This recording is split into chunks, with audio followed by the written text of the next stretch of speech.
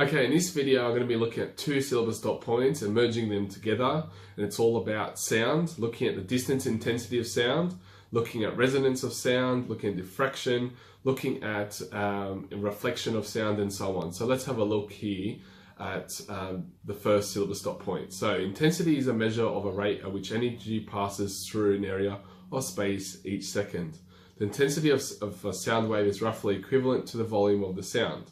And intensity is measured in watts per square meter, and you can see that in brackets. Now the definition of intensity and its units gives us the equation I equals power divided by the area.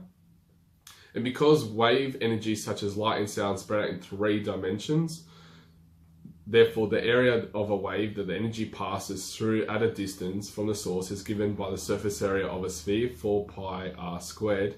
And you can see that now with I equals P divided by 4 pi r squared. Now to look at the distance relationship between distance and sound, the pattern between intensity and distance is referred to as the inverse square law. So the sound intensity I decreases with the square of the distance r from a point source. And you can see that by 2 equations there and the diagram at the bottom. Now I've got a question or several questions on this concept, and you can see that with 1 and 2.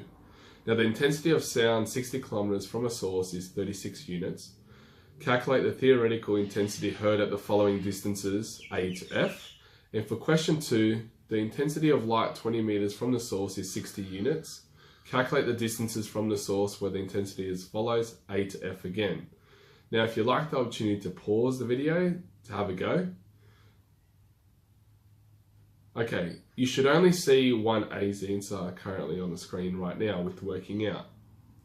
Now the reason is for that, I would like you, once you have written down 1A, you can have a go at B to F by yourself. But let's have a look here at the working out. So you've got the I1 divided by I2 equals R squared 2 of second source divided by R squared of the first source.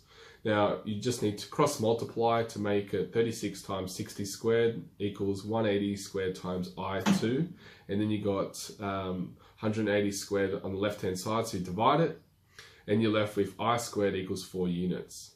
If you like the opportunity now to pause it before I give you the answer for B to F, here you go. Okay, you should see now the answers in green for the following questions B to F.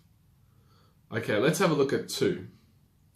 Now the intensity of light 20 meters from the source is 60 units. Calculate the distances from the source where the intensity is as follows. So you got here the working out for A. It's the same equation as the previous one with different numbers, obviously for a different question.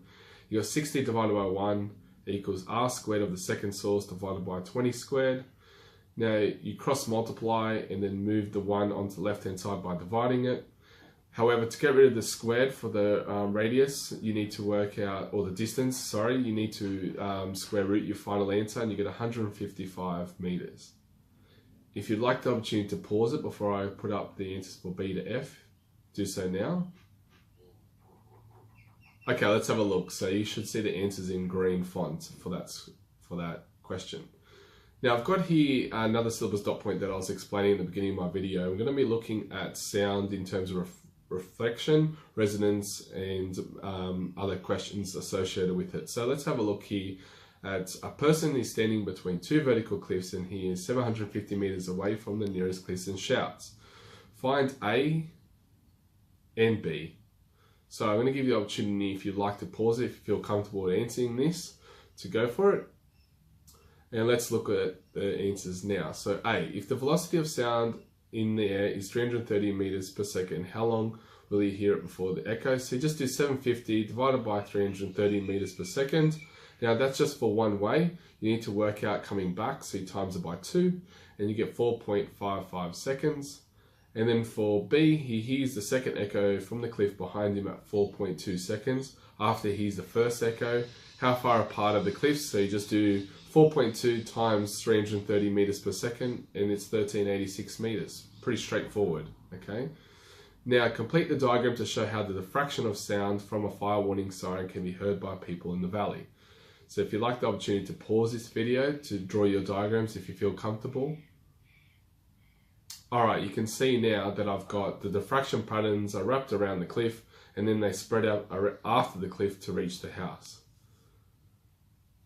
Okay, now I've got another question here about tuning forks, and this is about resonance.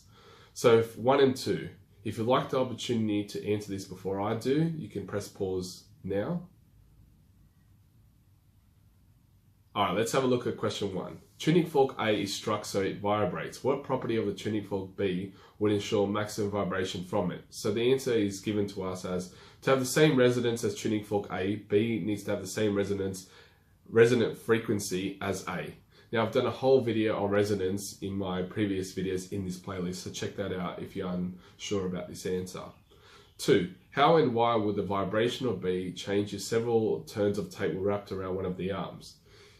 Now, it would no longer have the same resonant frequency as A and would either not vibrate at all or with much less amplitude depending on the difference between their resonant frequencies. Okay, so this could be something you could practice in class with the tuning forks. Okay, I hope you enjoyed watching this video. It was quite a long video in answering 2 syllabus dot points about sound waves. If you're unsure about resonance, diffraction, reflection, superposition of waves, I've done a previous or several previous videos on that, so check it out. And I've got a playlist on chromatics, dynamics, and now waves and thermodynamics. I'm going to be doing thermodynamics coming up in my next videos, so stay tuned, please subscribe, and any feedback's welcomed. Thank you.